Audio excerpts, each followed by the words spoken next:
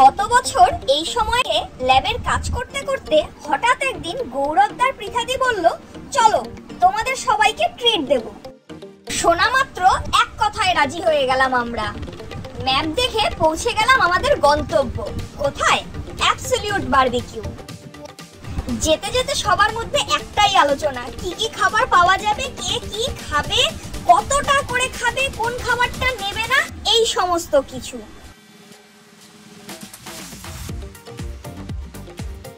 দরজা খুলতেই একটা অদ্ভুত ভালো গন্ধ নাকে এলো।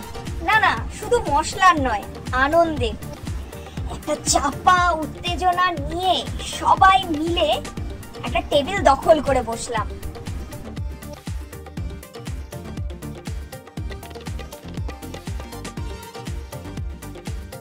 টেবিলে বসার পর এক এক করে স্টার্টার চলে আসা শুরু করলো। গৌরবদা কাঠিগুলো নিয়ে এমন নাড়াচাড়া করলো যেন মনে হচ্ছে লাস্ট সাপার। আর ত্রয়ী তো সস নিয়ে এমন এক্সপেরিমেন্ট করছিল যেন মাস্টার শেফের অডিশন দিচ্ছে। ওদিকে ফুচকাগুলো ভাবছিল আমাদেরকে কে খাবে। স্টার্টার হিসেবে এসেছিল অনেক কিছু, চিংড়ি, রেশমি মালাই টিক্কা, শিক কাবাব, ফিশ টিক্কা, পনির, পাইনাপল, মাটন, কত কি। কোনটা ছেড়ে কোনটা খাবো কিছুই বুঝতে পারছিলাম না। স্টার্টার খাওয়া তো শেষ, এবার মেন কোর্সের দিকে ধীরে ধীরে পা বাড়ালাম। তবে মেন কোর্সে গিয়ে যা বুঝলাম, বুফে মানে কিন্তু শুধু খাওয়া নয়, বুফে মানে মনোবিদ্যার পরীক্ষা।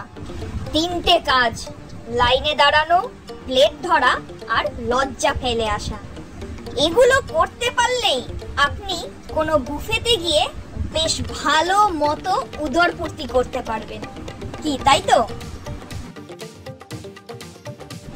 আমি, পৃথাদি আর শতাক্ষী বেশ ঘুরে ঘুরে সমস্ত মেনু ভালো করে দেখে দেখে আমাদের প্লেটগুলো সুন্দর করে সাজালাম। আর ওদিকে আমাদের ডায়েট স্পেশালিস্ট ত্রয়ী, ও কিন্তু শুধু স্যালাড খেয়েই ওর বেলা গড়িয়ে দিল।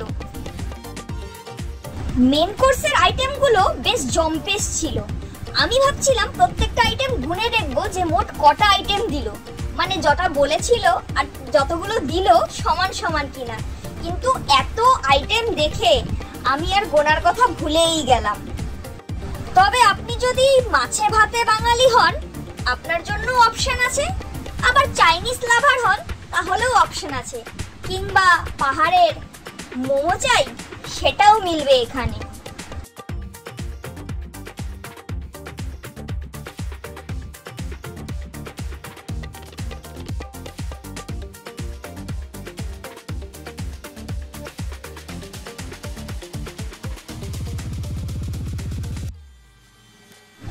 মেন কোর্স শেষ করে গৌরবদা অপেক্ষা করছিল কতক্ষণে ডেজার্ট সেকশনে পৌঁছবে।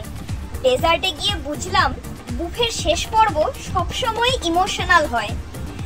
কারোর চোখে দেখা যাচ্ছিল গোলাপ জামুনের জন্য স্নেহ, আবার কারোর প্লেটে শুধুই আইসক্রিম। গৌরবদা তো বলেই উঠলো, এই বুফের শেষে একটা ডায়াবেটিক টেস্ট ফ্রিতে কিন্তু দেওয়া উচিত। আর বেচারা শতাক্ষী জেলিকে কাস্টার্ড ভেবে খাচ্ছিল। যখন আমরা ওকে ধরিয়ে দিলাম, বেচারা কি লজ্জাই না পেয়েছিল। খাওয়া দাওয়া শেষ করে এমন অবস্থা, না পারছি চলতে, না পারছি নড়তে। শেষমেশ বেশ কিছু সেলফি তুলে রওনা দিলাম।